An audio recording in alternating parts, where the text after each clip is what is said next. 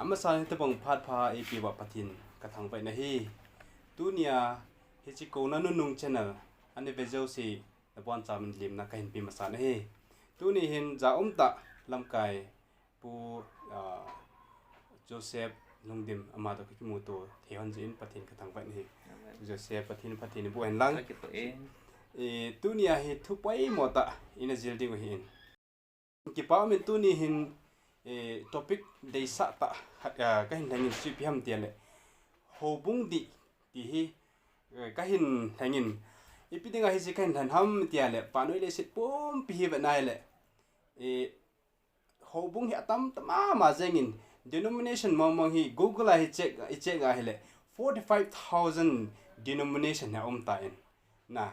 chi denomination la hin amma denomination ma Houbung a zo se hin ke ma Houbung di pe ne alo le Presbyterian jun ke ma Houbung di pe ne 70 jun ke ma Houbung di pe ne alo le Catholic jun ke ma Houbung di pe ne ta he Houbung tam ta Manipur sunga jang tam ta hin hi cho hai ama na ju hi adi pe ne ti ai jeng na si go kyo che lo wa mi tam ta hin to lai wa noi le shun hi a boy gam ta in ai le hita banga chơi Houbung di ki ti hi mi tam na a hi mi tam Houbung khat mi tam bel na hi Houbung di ham tiang pom khat ki nen mi Houbung member hom jiang chu Houbung di lo ham ti lunggel concept ni tam ta amin ji ai tu ni hin mi dong le han ikina aboy mai the ki lunggel hi ki bang lo mai the hin sang hin ka lunggel khat chun Bible cho hi ki venten Bible akona hi mu thi na lai jam alo le Houbung di hi tu phan nu nga hi jing na lai am ti hi ka tu ni hi topic hi kain hangin ji a hi pu Joseph tu ni hin nang man nei si chit pi thi jing ka aben ni kain sei kin he ai le Houbung di ki ti hi Bible la panai ti hil chit thi na lai dem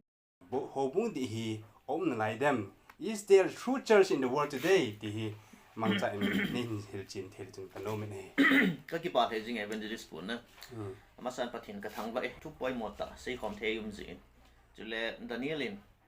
Nebuchadnezzar ko ma chu leng pa namanga na bui na ho chu pathinin a hil chin na pi de atin na cha chun Daniela kun chun pathina musa an ho chu leng pa sei pi no mi e ho akun answer puin hil chin na le sei khap na chu pot pathina kuna ding hin na je chen pathin dong hi tivin chi thu a hin ke le nang itia le chen mi zo si di ki sa su ke zo na sei banga chu atam lang ki kai di jong chu Bible kun atam ho chu a chi hil nom ve hlom lang hin lai ding na ke lam pi neo cha he de til hlom cha khat ho chu hi khat di ham jong ti the ai le alhom lang itia yon tu lai alhom lang hi mi ta te hoin alhom avet sit ki do mi alhom thom to mi te ki tu lo sa te ki tu lo ti win na atam lang i vet kin ale noa khang lai chu bang hi di he ti Jesu Christian hung nia noa khang lai chu mi get lo su chai tu lai hi Houbung tam tang lang nang i zui wa le chun thom cha ka su cha la chun na i pan diu na ti za dong min tu Jesu Christian i si bi sao Jesu Christian in lam pi liu min khat chu ko jim khat ko za he na ko za chu mi alam pi anno me alle nen a chi yong ta men ko jim chu mi atam lang a chi li heti lo yong kin lai na i ho tu lai ta san wang Bible to ki sai be se lo Houbung zo hi ali lang atam lang thi ni man ni ngai ya lo ngai ti tun so gel wang chu hi lo nei sin aka na chu le a chon pha i vet diu le chun ting ta chu Houbung zo si alin pen ha neo pen na mi mo dim se ki min na mi pha ai dong ki umin Bible in alin aneo a chon si chon pha hi lấy sit ki chei ni chan ge khom di hetin na chewa kun chu Houbung di hol ha kin ai le Houbung di chu ti hol diu tam pakai min ki ti zo si Jesu Christian ni in the name of Jesus ham Jesu Christian min Houbung ki min vo zo si chu na pathin Houbung di ta ai ham ti ki no di lo aji chu Jesu Christian mi Houbung i zat tam chewa ku pakai ti chan chu na ban kam kai de pu ticket chu cha chu ilagao hin naw thu pi zoi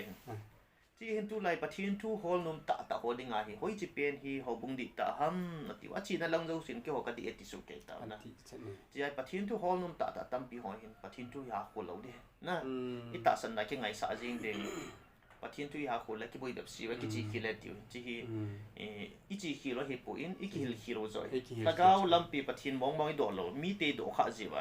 ไบเบิลซิมว่าปะทินอีโดว่าเลยจะปะทินเดนิเอลก็มาจูลำปีก็เห็นปีดิ่งเห็นที่นั่นจะไอปีเดียจีนตัวนี้ไบเบิลกะตรงเลยมาสเปนาจูอาไปลำเปียนสิ่งนั้นนะ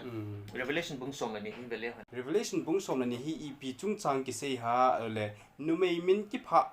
อากิพะเจ็บเหม็นนะอะไรไบเบิลนุ่มไม่อัติฮีอีพีกิเซียนะฮิเดียว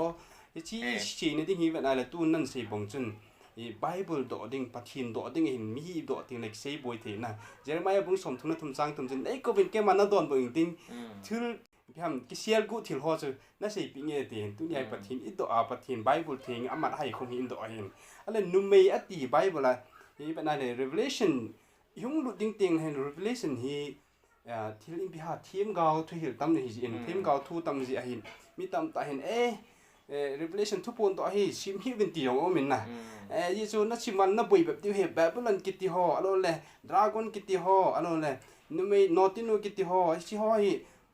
บุยไหนบุยชิมโลได้เห็นแต่บาง Revelation บุ้งขัดหลังคุยชิมกินอะไรเฮ้ยทูฮีชิมาจ้าอาจจะเลยอัทุนี่นะจู่อันนู้นนมเห็ดกินอะไรฮีอาจตุนี่ฮี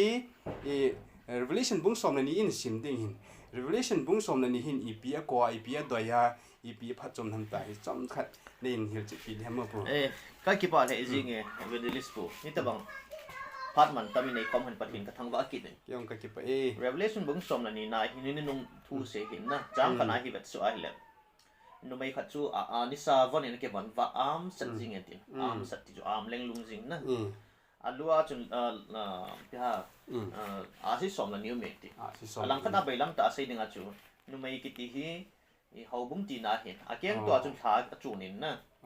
มาจะวันทิ้งเสร็จแล้วเก็บวันนั้นเห็นจริงๆเยซูคริสต์ขังไล่เห็นจอนอินเกาทัวน้ำมัวเห็นเกาตัวอีแบบเดียวขัดที่อันนุ่งสังลังที่หาเสียงไงเราเห็นกิมูนีอาปัดนะเห็นอาบานมาสังนี่นะที่เสียสุหิตไตจอนอินที่ไล่ทีมเกามัวมัวเห็นนุ่มไม่นู่เห็นมีทิ้งเห็นไบเบิลไล่ Revelation ไงไล่มัวที่นุ่มไม่ทิ้งโลนุ่มไม่บุ Revelation บุ้งสอบเลยสกีนะเขาบักเห็นแบบนั้นนะที่เห็นมีทิ้งโลเขาบุ้งทิ้งโลที่ไหนก็รีนาคุปอลินนุ่มไม่ทิ้งตาบังเขาบุ้งฮีนังคริสต์ดิ่งจีเทนโดก็กวยนี่เห็นตินนะนุ่มไม่ทิ้งตินFPC บุ้งงาลังเขาคริสต์จูพิตากิเตก้าที่ได้คริสต์จูมีป่านะเขาบุ้งจุนคริสต์อินเขาบุ้งไงลุดบังอินนะมีป่าอินจาวนะจิงไอลูวินคริสต์ต่อจุนกิเจงดิ่งจะเขาบุ้งอามิทิ้งเอจุนนะนุ่งะทิ้งบังติเอสเกลบุ้งสอมบุ้งเกตบุ้งกูลังคุยแบบกินอะไรเลยนะนุ่งะทิ้งอิสราเอลก็เขาบุ้งมีกระจาดไอโลกาซีอิสราเอลเกี่ยวกับนักเจงินโจเล่โจนโจลดังนัสไซเอติไบเบิลอีฟนั่นแหละจะไปละมาใส่หนึ่งจูนุ่มไม่ตีผ่านเลยเห็นเขาบุ้งนุ่มไม่ทิ้งตีผ่านเห็นเขาบุ้งติดตาจุนนะนุ่มไม่บุตีทิ้งโจลไซตีทิ้งเลยจนกิตานั่นในโลจีนุ่มไม่นอตินัวตีน่านอตินัวตีที่ใจที่ไรนุ่มไม่ทิ้งหิตาย Revelation บุ้งสมันเนี่ยกะจงดูจริงเลยนะสมันนี่น่าอัลว่าไอ้กิกอบซีดีลกิกอบจะสมนี้เห็นที่จุนเซจุยสมนี้เวทใส่ที่มาสังตัวงานนุ่งเวทเจ็บเลยมาสังอาจูเขาบุ้งจูอิสราเอลนี่เห็นเขาบุ้งกิปูโดนาจูมีปาสกีเอโลน้ำสมมีปาสมนี้น้ำสมนี้จูจะกบจ่าเตอิสราเอลน้ำสมนี้จูเห็นนะทีมผู้เขาติดตามเห็นดีเลยไอ้เล่ที่จูเขาบุ้งเห็นอาซีจูป้าปฏินะเห็นเยซูคริสต์มาเยซูคริสต์มาจุนกิลังเห็นนะตัวเห็นนิสาจุน New Testament ไอ้เราละคำทักที่เนี่ยน่าจะเป็นใช่เก่งอ่ะถามจูพระจีสาเป็นใช่จุเล่ลัวสิสอมละนี่จูเซจุสอมละนี่เป็นใช่จุไล่ตาจูเยซูคริสต์ขังไล่ตาจูมาเห็นนาวนี่เห็นทำไมนะนาวปิงดอจูเยซูคริสต์ที่น่าเห็นนะที่จะว่าคุณจุนสัตย์นินนะสัตย์น่ะบอมตายอันนาวจงวัลทุ่มดิ่งตีนนะปะทีนินอันนาวจูอาหูดอตายอาไปละมาสิ่งอะไรตัวจูอันนาวจะเยซูคริสต์ฮิเลเยซูคริสต์ฮิทาดิ่งอันนี้ตีเห็นนะจิจูคุยห้ามอัฐกูจูไบเบิลจุนดราก้อนตีดราก้อนจูคุยจูฮิตเดนดราก้อนกี่ตีกี่ปั๊มเฮจิงดราก้อนฮีโรมที่น่าเห็นนะหลังขณะเสียจูจี Revelation บุ้งสมนีมาจางกูหามาจนหิลจิงนั่นเอง dragon hi malai satan chu diabol gul si chu na adam levi hin tlem tha chu ti gul lui yang ati he gul lui laya ati hin na ai le chi chun tu ni khwa hi jesu christa pin chu asu bui kit ki go dai ichi satan chun piti na hin to am dile masanga chu gul li ma hunga to ai rom lengam linga hungai rom lengam ti chu rom lengama lubu chu herod ane hin herod in anaman cha hin na iti chu ni vana le hin ichi chilai gau tu chu revelation bung som ni iga sim su kit na no mai nu chu ahu do in na pathin now sen chu ahu do in chule no mai nu ong cha ki sial na ding kum sang nizak sang khat le sani le som gup 1260 ni ko sung hi ahu do tai ti chu aki sial do na ding na revelation bung som ni chang gup tam khan kim an chi ki sim do le phari dan sim le phari dan revelation bung som ni chang gup chen chuin nu mai nu chu gam thip lama azam mang ta na hi ko ma chu ni sang khat le ni zani le ni som gup ke ya akiwa na dinga ama nu chu patinin mun agot pi sa hi ade chai chu sei ban zom leng nu mai nu chu satan in adel ta adi chu acha chu pathina la to om phara chu na nu mai nu chun cha nei chu pi ham ti le jesu christa hong ping do tina chu Houbung tha hong om tina ta chu ji Houbung tha chu satan in abop hita chu rom mangcha rom lenga mangcha na anoya chi vet su kin ale sang som le thum na pa na chu i vet su ale hi chi nu mai nu chu mun thip aki se na ding khat aki pi hi chi su nga chun phat khat le phat ni le phat ki khat sung na aki se le tia revelation bung som ni chang som le lina aki chei na lang chu khat benan sim te kit de ha chuin nu mai nu chu ama mun thip ama gam thip lama chu gul chun amu pha lo na a ale mang theina ding in mulau pi having ni akipin ani iko ma chu phat khat phat ni chele phat ke khat geya ke ba do a hi ati ki pa am wal jing chilai bible la sei num chun mai nu hi aki hu do hi vial ni sei na akhat na chun ni sang khat le jani le som ko ani na chun phat ni la phat ke khat ti chui bena le kum thum le ke ti nain phat khat chu kum khat phat ni chu kum ni phat ke khat chu ake khat kum thum le ke revelation bung som na thuma ko tha som li le thani ati kan min pha ke na i to san aki ba no mam chi ep chu chai si hi israel te phat sim da na hi tha hi ni som thum bo hi lunar calendar tu hi pi ha ni kum khan ai ni jek thum le som ko bang na ki tin to abi ta hi sim dan hi za cham ta na ale masanga chu ni som thum hin lakat a chu na ale hi chi chu la som li le thani chu ni som thuma la si la khat chu ni som thumai si ma le ani khum za chu sang ka le zani le som gu a hin is why say on chu kum thum le ke on chu la som li le thani hi ki adi chu to chu i kum khat chu za thum le som gu ta chu na za thum le som kum ke chu za le som ge za le kum ni chu 720 za ni za se gi le som ni ti na chu na hi chi go ma le sang khat le za ni le som gu ki to che ale hi chi ki min pha lo na hi chi sunga hi gam thi ma di na gam thi ma chi nu nu hi ki sial mong dinga pathinin mulau pi dam having a pi ti na ale hi chi sunga hi pi thilani su ham ti jong chu chi sunga hi Houbung hi su gen thi ya om hi i sei num pen chu i bola revelation bung som ni chi han ti le revelation bung som ni Houbung hi su gen thi ya om i chi kum sang khala zani le som gup sung su gen the sunga hi in tu lai pawa i sei dinga dark ages a hi alang khana sia chu religious persecution hard like tai chilai chu Houbung chu jesu christa ina hin phu da sei zui ma sa te mit ta san ma sa te chu hung tampun che phatwa chu rom lengam ina hin su gen thia chu alang khat sia rom lengam chu hi chi sipai tha na kiu chu hi talaw he na papal rom ki roman catholic church hung ki patwa amon thanai na hin lawa sipai thanai na hon lawa chu hin su gen theu chu na chi chu hin zam sanova gam tip ang ki sel taw amai lama sia chu mon chu mul le thang waldenses ki ti ho Puritans ki do da ho hung ki sel do wa chu le USA langa na gam ong an hi ja chu chilang hung ki sel do ong dim sen no ba ki sei num chu bi ham de le hi chi a ki sel do sung wa chu Houbung di ta chu tip de cha na um hi na silent a hi alang khat asia chu Houbung di lo pa Roman Catholic Church na sa ta hong hanin sa pai tha na to ai ya so dark ages kiti lo na ja dark ages kiti ki pa mi ya hi who is clothed with the sun da ni sa ki boni ti hi Krista chon phan na jong te ka hai na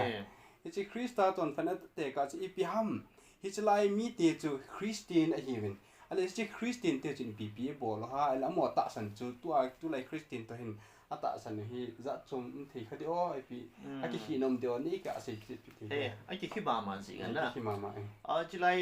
ta san ma sa te chu mi thing te hi lo le sei zui te sol cha te hi lo le ta san ma sa te ho ba kai hin lai wen na a mo lun khada lu ngo hi a mo chung tha ngo hin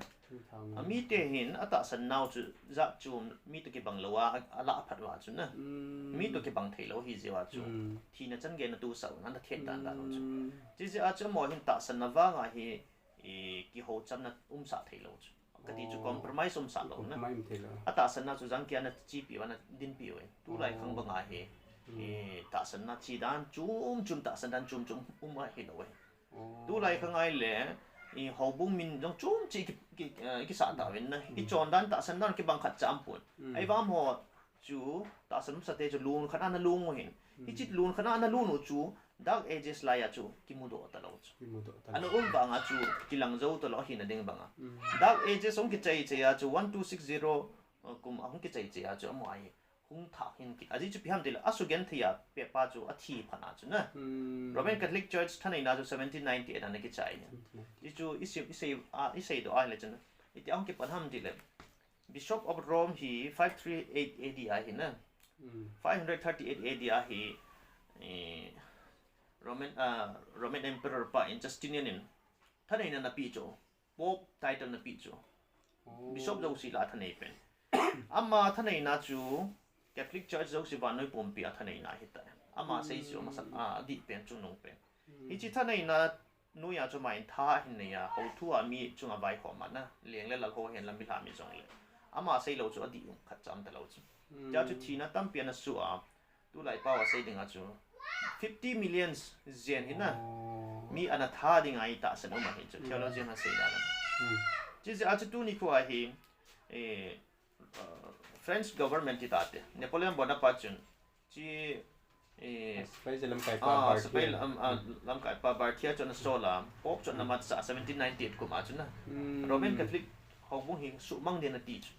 hi chi ki ka chi bana la 1260 kum sang khale jani le som ko kito cha chi za wa chu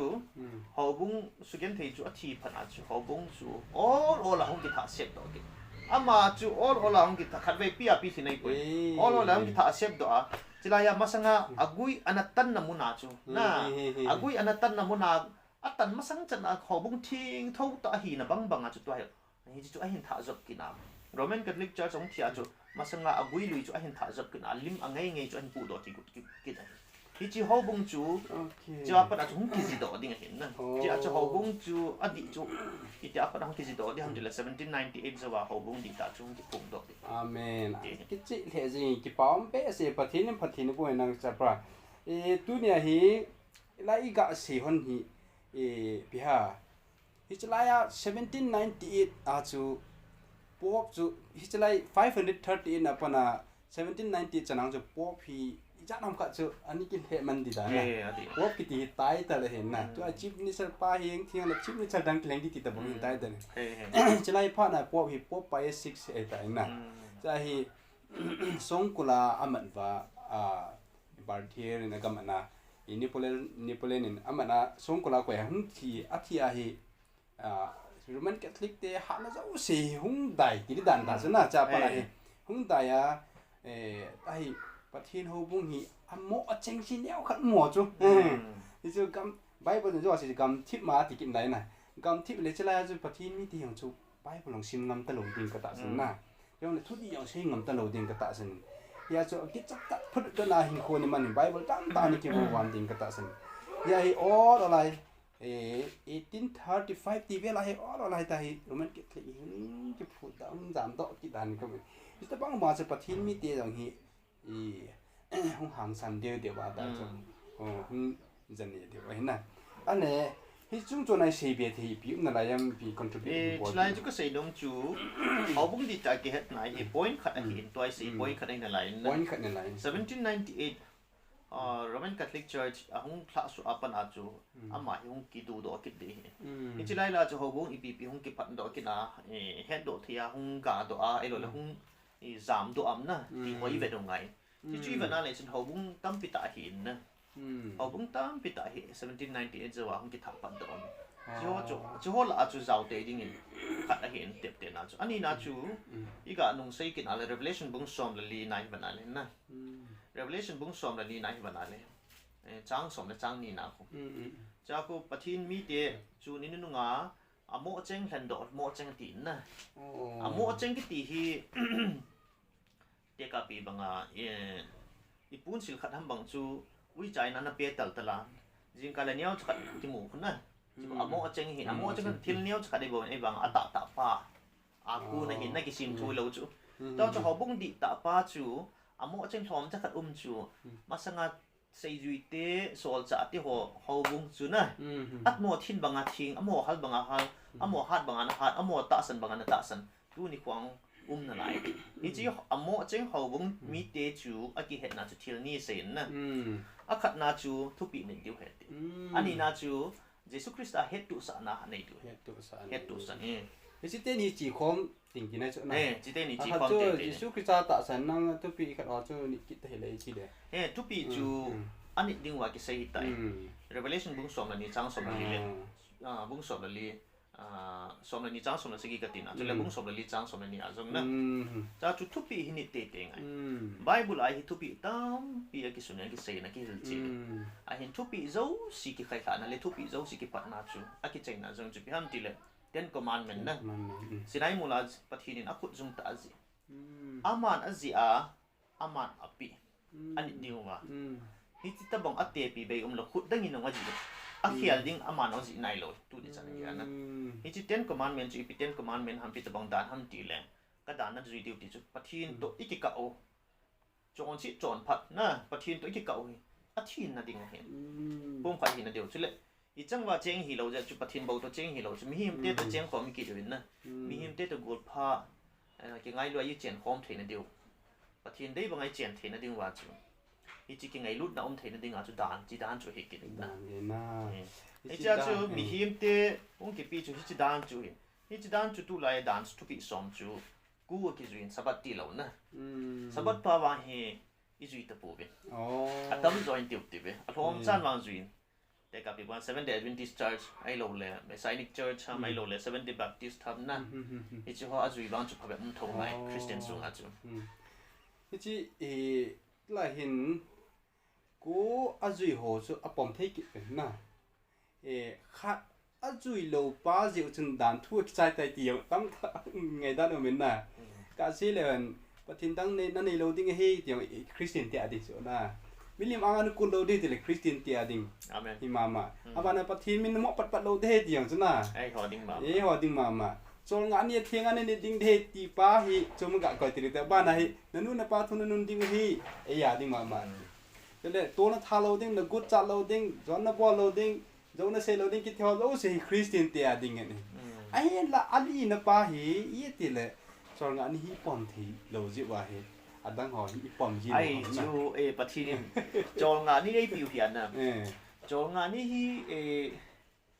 ini jing ta lo wang wa ya tam zo hin chol nga ni thenga hi nim khuma sa ki ni dai tai Sunday ki ni dai tai Sunday hi Houbung ina ki sima pi he ti ben Catholic ten na chule ai ho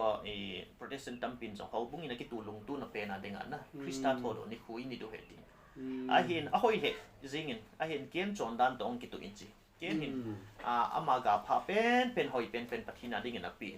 a hin pathina san pi ta pun mai chan na a ki sei bangin ga boli na ti chu ti lo le nak ko ma chon sin na nai cha no me na ti chu ai ho hang tu lai khangai pathina ding a thodo ni khui ni do ba hoi ta gun ta ni do ba thopi ta san de ki khom dim se na smart ta pathin lim ding banga a hin pathinin imai cha mai ki khop naw sang na dem aman sabat nin atin yon Sunday ti hi pathinin tu ni ko a he a ki sei bangin ga bolin 80 lo diu ham thì chú hết na Amen bao mi na chỉ chun chỉ vang hi duy bộ bên lu mun nào vang chú Sunday hi init nào để bị khó đi ham thì chú hết na Yesu ta san de Giêsu ta san phật lệ Giêsu ở đây cái bộ là hiện na Yesu ai nang ki bo ai ba nga chu Yesu sei pa chu ai na dem ti pa chu kam Yesu cô là xóm là cô chỉ duy và khát chỉ duy là và bạn cầm được thấy đi ngay là xóm là ní chú đàn chứ nít là và đang cho nít là bạn cầm được thấy là chân milim kiểu hơn đằng xóm là ní cái măng đang họ cho cái măng hơn đằng milim alo lại đang họ cho milim hồ bang cho lúc thấy đi này là bạn cầm cho đàn chứ đang coi nít phật lệ đang coi nít phật lệ aci jong le chlai chol nga ni ga min pha kiti sabat ti le mi chal pang ki kian da na je ngai thi lo tam ta je ai chol nga ni kan ti lo na men chol nga ni ti le sabat ni chu ki hi nam pon na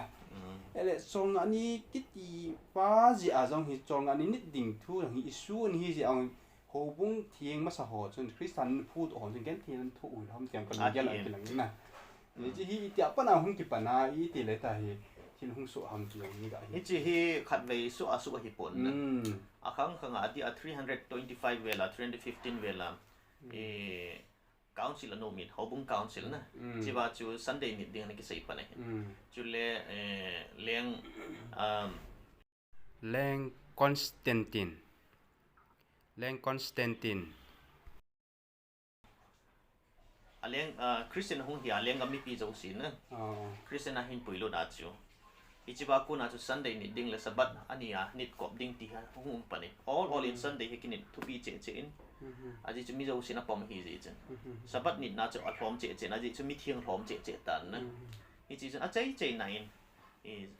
Houbung lam kai nai Catholic Church lam kai nai Sunday hung ki pom tai na chi hi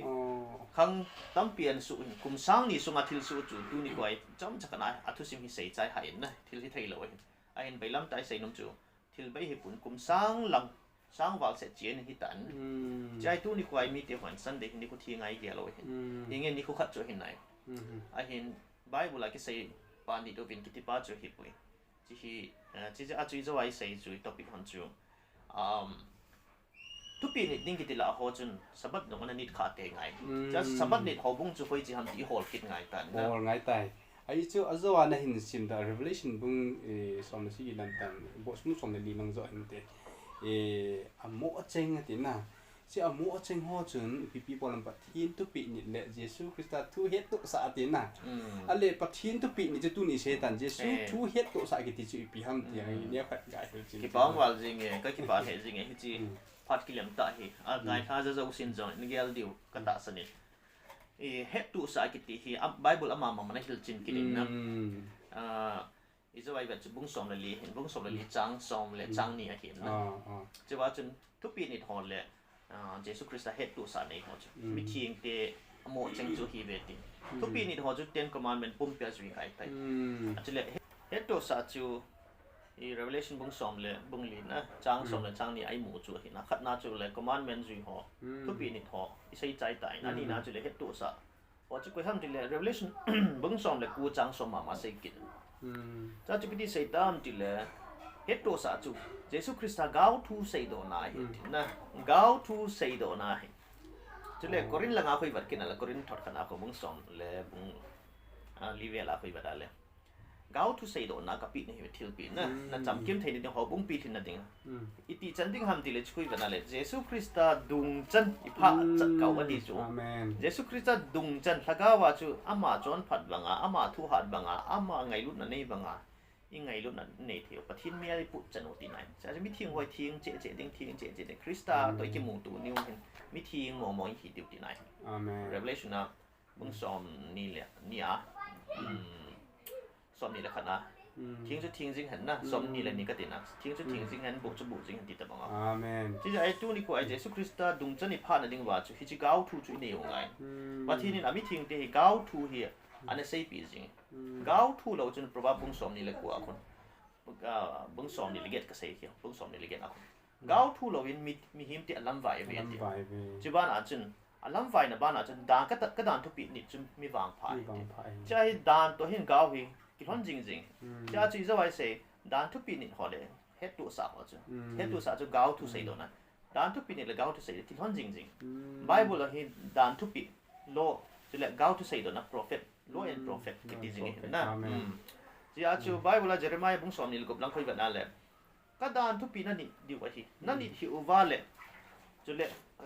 ก็ทีม How to say นั่นนุ่นดีกว่านั่นนุ่นฮิววาเลยอีที่นั่นมองนั่นก็มุ่งจะหาโคเกมนุ่งตะบังที่สาดิ่งชิโลมุนก็บะสาดิ่งอย่างนี้จีจะอาจูอีแบบนั้นเลยดานทุปีตัวเห็นก้าวมูกี่สุดจริงไงจีเล่จีคอมจริงไงดานทุปีนี่เราขอเห็นก้าวทุฮีมุทัยเราจีอาจูเอเซเกลลังอาเจรมายาคุยแบบกินอะไรก็ดานทุนั่นเป็นเราจีวินก้าวทุจงน้ำมุนตะปูเป็นจีเล่กาลบุนนะlamentation kala bu khoi banal bung ni chang ko aku kasai hiam bung ni chang ko aku pi siam ti le dan thu pi nit nom ta lo ji win thim ga ho za ga do ti pu ve cha chu pathin thu pi nit lo le hin ga wai iki mu sa ji lo so jong chu dan thu pi nit ta lo a pathin kam chang ju ta lo phana chu ga wa pathin ki mu sa ta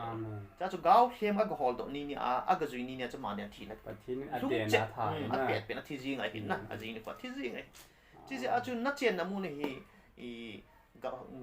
โคเกมนุ่งนะมีเด็กกับเมียนมาเด็กกิจนาฮิโลนะดิ่งอินหอนดานทุกปีจุยเป็นลังกับทีมก้าวทุกใส่นุ่งวินทีมก้าวทุกใส่จุดปีทันเดก้าวถูกที่ไหนจีอาฮิจิเตนี่กิจทอนความจริงจริงไงตัวนี้มีทีมเดียวจุดทีมดานทุกปีจุดเดล่ทีมก้าวไอ้เราก้าวทุกใส่ที่นั่นเองด้วยจีจะอาจุดานทุกปีว่าญี่ปุ่นก้าวทุกไอ้กิลัมไก่หนาวไงนะเขาบุ้งดานทุกปีจุดอีจัดนั่นจุดอันนี้ไหนใส่จุดก้าวทุกอีจัดไอ้เราก้าวทุกข้อสักไอ้เราละก้าวทีมก้าวเนี่ยอีจัดผมมั่งนะที่อยากปล่อยหน่อยตัวไรมีตำแต่เห็นที่ก้าวทุกดีเทลเห็นก้าวหัวละเห็นทีมก้าวที่จะหุ่นปวดตัวกินที่ช่องจะก้าวดีเราตั้งกินน่ะซึ่งหลายๆที่สิ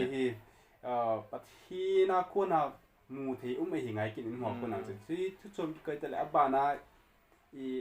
Houbung di gitu tu tak sih Yesus yang tak senang tu pun orang tu nak beting apa anda tu pi yang di kita ni je hom deh. Cila ya cina evangelist bu ni hot kagak hil cin nom cu.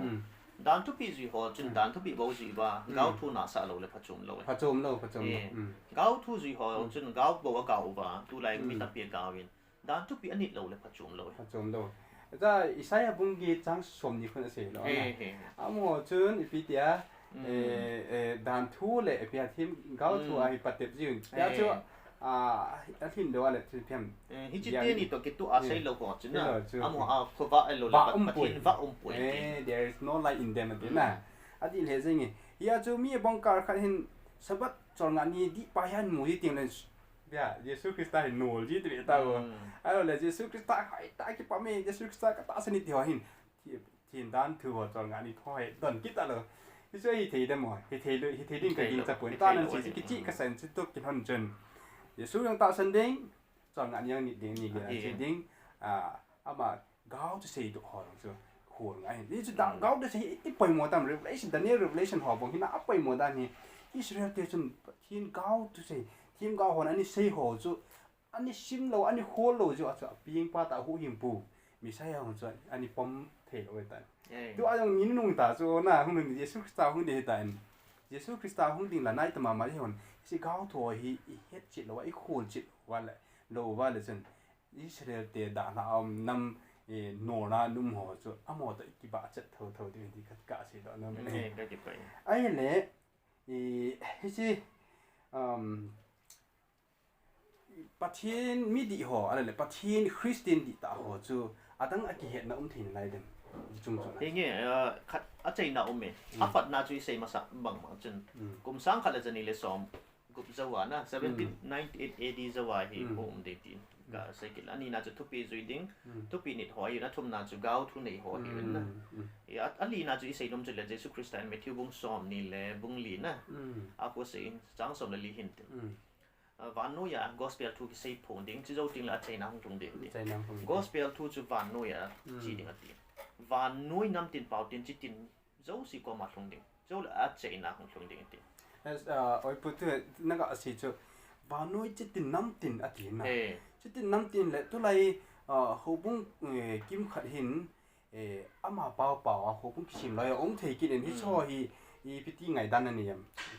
ฮิจิฮีอามาหอวันนู้นยา ตาสันกิบาปีไอ้เราละตาสันจีครบนายเทยเราไว้ที่แต่อันนี้จะอเบะมุนนายมอนน้ำดุงจุยาจอนดันตะกิตัวจอนดันมันเรานะดิ้งฮัมไอ้เราละอากามูสุตุบนะดิ้งฮัมบอกว่าเห็นวานน้อยหูมานะตัวนั่นเลยทุกๆนักกิสินนายโถมินทางเปียกิบานั่นในจงเหลวนะอาจีนใจกิบานั่นในเราไว้แต่ไอ้เลยจู่หูบุ้งดีเทลดีตินะจ๊ะนะอามาน้ำสุงกะดิ้งบอกตินะอาพุงกะนั่นจ้ะนะอาพุงอาบีอันนี้ยังกี่อุ้มนะหูบุ้งยังจู่ไอ้บางอ่ะอามัวกำงี้จะเข้าติ้งนะจะหูบุ้งกิมุกิตตลอดนะที่สุดจู่ไปบุตรใช้ด้านจุดต่อกิตตลอดวินอมนะแต่กับเป็นบางอ่ะตุลายเขาบุ้งกับมินพระจริงเดียวเขาบุ้งมินทั้งตาเขาเห็นฝันนู้อย่าทวินไอเห็นแต่กับมันนี่ปูเราเขาจะมันนี่ปูเตี้ยกิจมปูวินนะUSA แต่ USA กิจมปูวินอามินชูขัดกิบานเอาอย่างกับไม่ถึงนะที่จูเห็นไอเห็นที่กิจมปูตาสิว่าจะมวยกิบุยจบนั่นในโลกแต่หลังปีอาบิดอยู่จูขัดเลยนี่กิบังนันอาจีใจกิบังตลอดจะน้ำตินกองพลงโจโลที่เท่าทวินนะที่จะอาจจะเยซูคริสต์น้ำตินกองพลงเดียตีที่ไล่จูน้ำตินกองกอสเปลพลงดิ่งตีที่ฮีอาใบลำตาเสียที่ The Great Commission บุ้งสอมนี่เลยกันเอาที่เสียแมทธิวนะน้ำตินกองมันจีเดียวบัพติสมานั่นสันสาเดียวกับทุกปีหัวนั่นนิดสาเดียว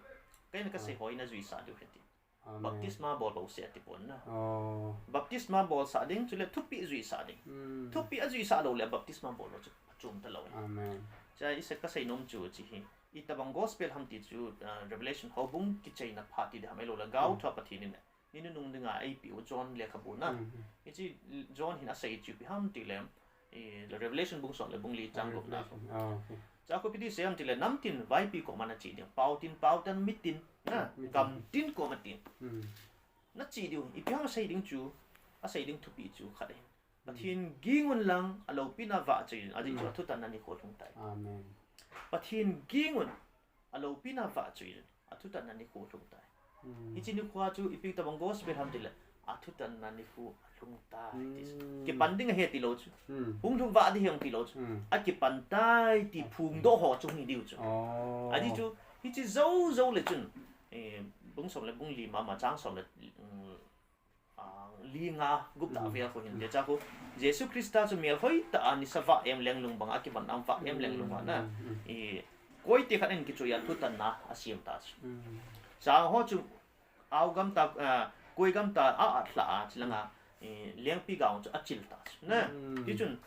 ทุตันนาเวสจูมีทิ้งเดลเล่มีจอนสิเดียจีมาสังอาจูทุสังหัวจูกุยหันวานน้อยมีตินมีตังก็มาจีหัวจูฮิจิหัวจูมีทิ้งเดจูจูอ่ะหมดอัศบุจูจิลาเมทิวบุงสอมนี่เลยเรียกสิจูกอสเปลตีจูจิลังไงตีแต่บังกอสเปลทำจิลทุตันนั่นนี่คู่อัดลุงตายตีพุงโดกอสเปลทุตันนั่นนี่คู่อัดลุงตายตีอาหินอาพูนโดตุท่านว่าจะปะทินอากินเดียวอากินกิติฮิโลทุปีนิดที่ไหนปีนิดที่ไหนเจ้าหน้า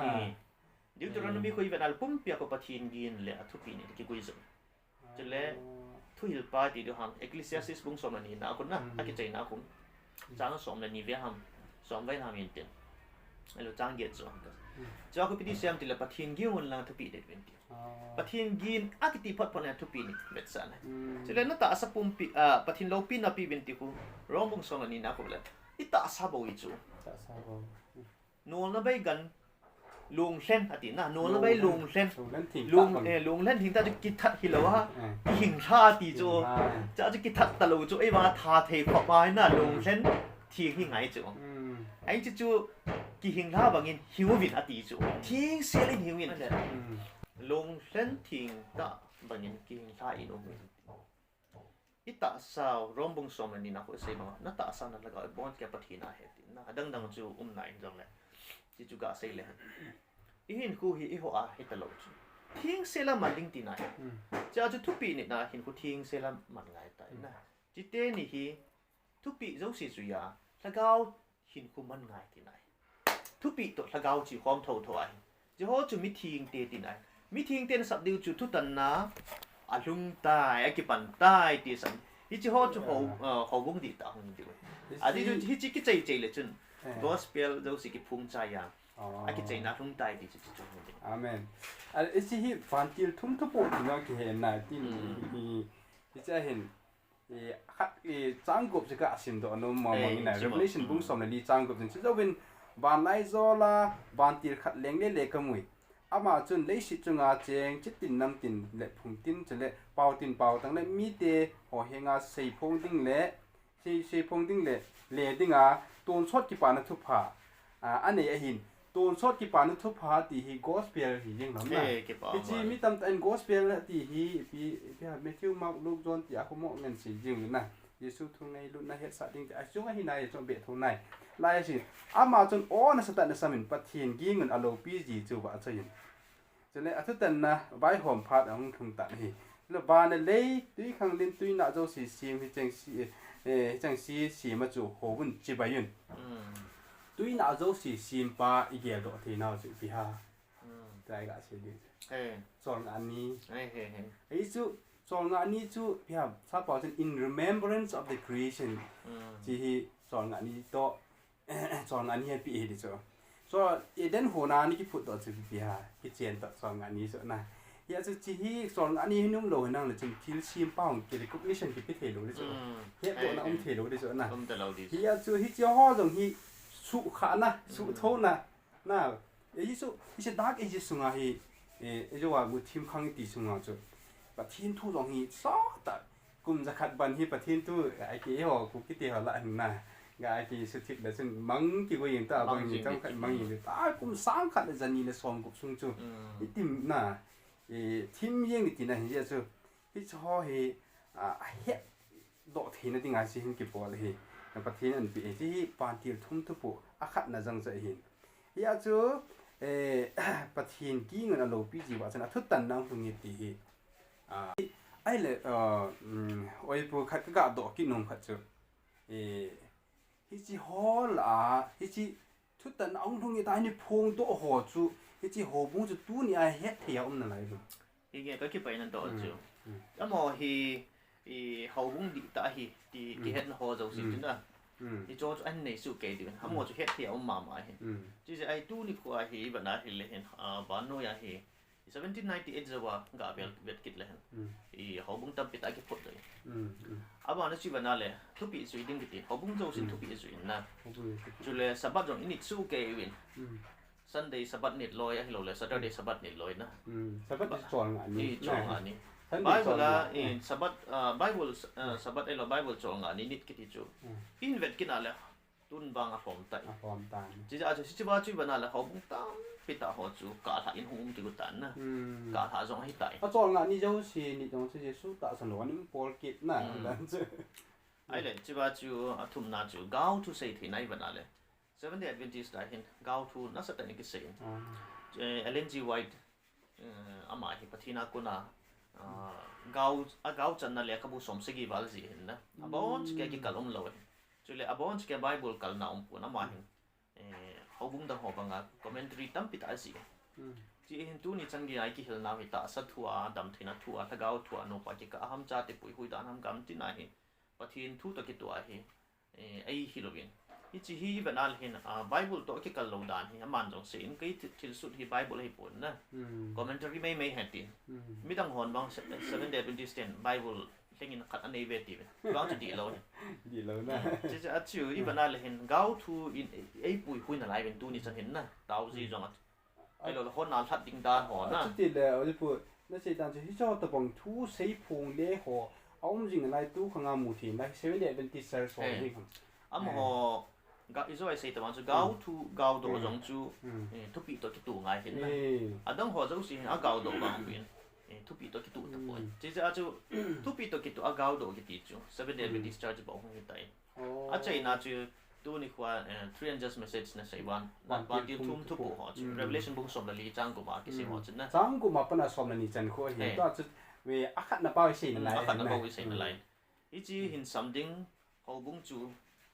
chitin nam tin ko ma hin something Houbung chu adang ta lo tu lai sin ai ba na hin le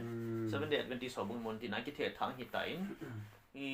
ai le am ho sei hi Jesus Christ a hung ding hi tai thu tan na ki pan tai ti mi dang en sei lo phat hung va na lai phat a va na lai ti ngan chang hin na hi chi Houbung bo kin a sei hin chu le a chai na ku hi chi ki sap chai le hin Jesus Christ na ki chai na hung ding hi tai tin na hi chi ja hi chi thu hi ki no ta thu hi tan na all ta sab de hi pu ging ta ni ki no ta chu le ging ta sab ding hi chi hi tia พี่ฮะลุงลุตตะเลกุตตะหินสัมหีเขาบุ้งตัดอมตะปุ่นนะ Amen. จีเขาอากุนไอ้บันอะไรจนไบเบิลละเขาบุ้งที่ยี่ห้อของคนจูดังตะลอย Seventh-day Adventist Church บอกไม่ได้จีจะอาฮีจีฮีKapute Church เอโลกันูเต Church ของปินา Church อิติบานะเอโลของกุนนะกับพุเต Church อิติบาเลยจนอิลุงว่าไงลุดนาวขัดจูไม่เห็นนะสาวว่า emotional attachment นั่นก็ที่จีเราว่าไบเบิลอาศัยจัดจูอิตบอกคำตาอีกาแบบว่าเลยบางส่วนอีเจนนาวอีคู่เบียงอ่ะเขาบุ้งหัวตรงกิตุตะเหลาดีด่านอีไงลุดมันว่าที่เขาจูยุ่งปินนะโหอีใส่ลิบนะโหเขาบุ้งสิ่งไงลุดโถนอาเห็นดูนี่กูไอ้ประเทศแคนจิลเทนะลุงทีมในไทยปีเป็นเฮ็ดนะตรงนี้ปิดตาบินนะไบเบิลตัวกิตุจงเจวันว่าเลยจนเขาบุ้งหีขัดบอกที่ใจจิจูดูนี่ไอ้นุ่มเจ้าสินเขาอีเขาบุ้งดีห้ามเตีย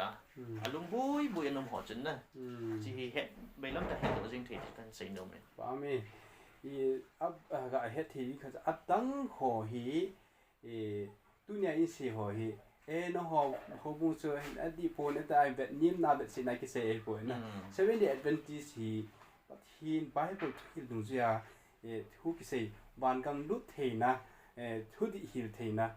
มูเทนะป้าจะสิเปลี่ยนบ่สุนช่วยเหตุทุกภาพนึงมูเทสุนช่วยเหตุก็ตาดังนมีจะตีเล่ที่หัวบุ้งหินมันลายดักเอจิสขังลายที่ Seventh-day Adventist หัวปอมอาชีพปีตัวเห็นอัตราสนุนตัวเห็นที่ลายมีเดียวสุกันเทียมิลเลียนสองงาเบียอันนี้ที่หัวนะที่หัวบุ้งหัวตัวเช่นอากิบะนาวปีหมู่เทียมเดิมเกี่ยมาเฮ็ดดันบางจนทีนเห็นขัวจังหินเต้นเนี่ยทิ้งแล้วหัวน่านั่นจะเอ็นจ่าหัวนั่นแหละจนอันนี้มันดันหัวจังหินเต้นประเทศหัวบุ้งดีแต่บางจนพูดมังตะโปวินเตะกันเต้นน่ะเจ็ดต้องตั้งตะโปวินเตะด่านส่งเสียลิขิตที่หอมตะโปนเตะดังตรงอีกปีหอมทีนั่นอะไรเด้อกี่เป้าเมกุมสังขารจะนี่เลยสมกุมจะว่าห้องกี่บ้านจะไม่เห็นนะอลุยป้าจูจะจูallละอลุยป้าลิมเลยเมลันปูดิ้งอีจะว่าสิบางจุนมิทิ้งที่หัวทิ้งบางมิทิ้งที่หัวกุนบางจุเลยมอหิมินจะเห็นเท็ดดีวะทุดีเสียกิติมีไงนุ่มลอยนี่โจนสินะกีฬานะจูกวยมันไงนุ่มลอยจะจูมีนะหิมโมสิเดียวทีนี้ฉันเกตุเทดิ้งอ่ะอันโมเดียวน้อมีกี่จัดสะมีติจัดสะไอ้หลอนมีสุบุยกิโลคอมนะสุบุยอ่ะติเดียวประเทศนี้ตัวนี้อาทุกตอนนั้นอาทุกไต่ตีไอ้สับสาวเห็นนะไอ้เห็นเยซูคริสต์ขังไล่บางอาจูมีเต้นไอ้เห็นไงน้องเราเนี่ยจิจูทุกอย่างอ่ะปล่อยหมอกติเจ้าจูมีทิ้งเตะบางจุดอ่ะมอนอ่ะเห็นนาวอ่ะตาสาวทั้งเอาจุดอันนี้เจ้าสิวพังงัดจ่าโซลจ่าเตะทั้งเอาทิ้งจันบางอาจุดวันนู้นจีจิงบางอาจุดตู้นี่ควายว่ามีที่ห้องเก็บปันทากิโลจนเขาบุ้งดีตาห้องดูดอกกิจนที่จะลุงปุ๊จะเห็นไหนกิจเดียที่ก็สิ่งนั้นกี่ป้าไม่อาจุดที่อะไรตัวนี้เอกะโฮเดมนาวSeventh-day Adventistเขาบุ้งดีดีเฮ็ดเจนาอมตันนะเฮ็ดเจนาอมมาเลยตัวไอ้ประเทศมีที่ห้องสุงอมหลบประเทศมีkita tam din kata sinin na baptist lang azang may the evangelical azang may the ta Seventh-day Adventist azang hi to lai Christian Sunday Christian ti ta Sunday Christian pu pao na po Roman Catholic no ya azang hi pathin mi di tam he na evangelical ang baptist ang tam he Seventh-day Adventist Houbung di hin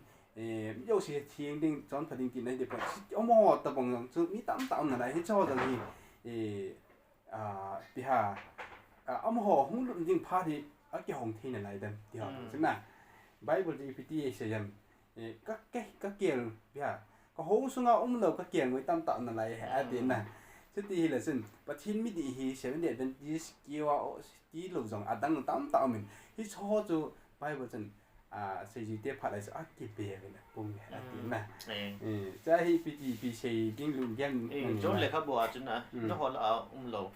thì chú không số lầu có kẹo ngồi tắm piệm là lại tiền họ chú tu đi qua thì chỉ kẹo ngồi cho anh bùi lụt đi bù khát hòn khát anh hình xả thâu đi hình nè cho chú tôi thì mới thiên tế thì cổ khó mà không mà hết nên nó ngã cho có giá điều hết tiền mình cả mi tế chỉ có giá điều cho ai bắt thì nó muốn nào còn nào giá họ cho là thu đi duy là lẽ là cao thiên chân nào cho hình bùi luận điều hiện mi thiên lâu ấy là ta sát thua lungial nei le thagau thua tui ta lo mi ho 7 day Adventist Houbung hi jong le pul hadiu among chu lam vai tho tho dio hi chi a chu ni nu ngai pathin ami thing te chon khana num sa de hi chi ji a chu moi pathin vanu ya ga samu bina ti na hi chi aum na zo si wa hin za dio chi ba chu apu chi ba ko na chu khon khat hung hi dio moi apu khat hung hi dio he ti ka sei no amen asu ti le ni nu nga dinga hi chi hi Houbung di sun cha hi ta le ipi ji ai so ta bang ki se ham de le Bible chen Isaiah bu song ale ki chang ka chen akum ka na ding ho samin na ogin nim sa hi helin na ogin sang ta in samin lang sung kon gin to pa sa in kami te henga asu hi naw ka phongin lang Jacob in sung za a chon che naw ka phongin ati ya chu tu ni a hi isei ho hi pi ham ngai lut na kam chang in lao he na chi hi Bible in ho samin mo o ta chang ka sein ti poin mi khang chu kola hilup ti yong chu sabai ma nai kai do chen a pe chu na sa mai ti yong le a hin na di hin na hi chu ho chu hin ya chu ta hi khung ki sama pathin mi di khat ani anum kha jing kha le he chi pathin o he cha kha le pha kot a ki hong jing na lai ti hi tu ni ai ga si nang pathin tu ni ai ho lim na ho ne khat review ga ki bo le pathin Houbung di ho chun ha dark ages la ya pathin Jesu Christian ani fu da Houbung na am ho da chen tu la amo acheng ni 1260 1798 jawa hong ki fu do hola Houbung phab la cha amo acheng si pathin thu ta ki to a hoi ta chon na lai je hi chi ho chu ko ham tel 7 day Adventist so hi 7 day Adventist ho chun pp bol ba pp bol lo ham ti hon sam ta no na ni za ta rin ka ta san ni chapter na ngai ta poi Christian di ta hi na hi ji a chu Christian hoi ta Jesu Christ ta san le chapter se se ngai ta pon na chapter ken ngam bap tai sam ta na adanga se pi ha ku dong man ngai ta poi ku ki ti ho dong hi ali hi shadow hi chu ko ham te Jesu Christ ko hi Jesu Christ chu ata pa hong ta le hi cho chu man kha khang ngai ta poi a fulfillment na agui thun ai ta Jesu Christ hong pi na ding ama hong thin ding da sa nan ki bo la hi chapter no ngai ta pon na aba na pi ham Moses dan Jacob le som na thum Moses le kha zola ni sut hong chu song se ngai ta poi tai hon dan thu pi ti pa hi thu pi so sanai mola Yesu pathinin akhut jung ta ni sut Moses ni pi chu hi chi dan thu som chu pathin dan a hin mang Moses dan ti pa Jacob le som na thum som na thum ho ki pui hoi ni nga ni sim pa hi chu hin na cha chu tai si ho chep tan dan ki ti ho alo le pi ham kut pi manding ti ho phula ki ti ho na ke ngoi ti sanai ki thoi ding ki ti ho chu hin ama Christian di ta te wang chun hi cho ki mang ta loin chol ngani mana pathin thu pi ni wa ta thi ne hin ko man wa chep la mo mong ki tin wa na nan chu ne thing le thing lo to lai tam hi so ki tin ding chol ngani man ding ki ti ho hi thang pi jing na hi sunga chu akhum khana pi se nong ni lai jan thu di hi pathin ni na apu na hi thu di na zelen sa de wa tin jon mu som la sigi chang som la sigi apun ai le tu ni ai thu di za zo si chu pathin ni ai zelen sa de ai thu di chu i zui ngai ko hi jong la zui la wa chu chon sit tuk kisim a chon sit a kisim tha pi de he ti si chun ti thu di hi mi zo si kong thung thau thau di ji chun thu di nga zanom zo sia ding a phat kong jing na lai ti chu sei nom he ki pa mi pathin bu en ta bang na phat man tam ta chlai nang pi a pathin thu ga kihoulim thezin na chung ki pa thu ka sein pathin na bu en amen ki pa wal pathin lo pi amen channel ning bezel se ngai dan ipina niam ti ho comment bol nang cha chun ki mo to ki ta ti pathin angai zo se pathin bu pi ta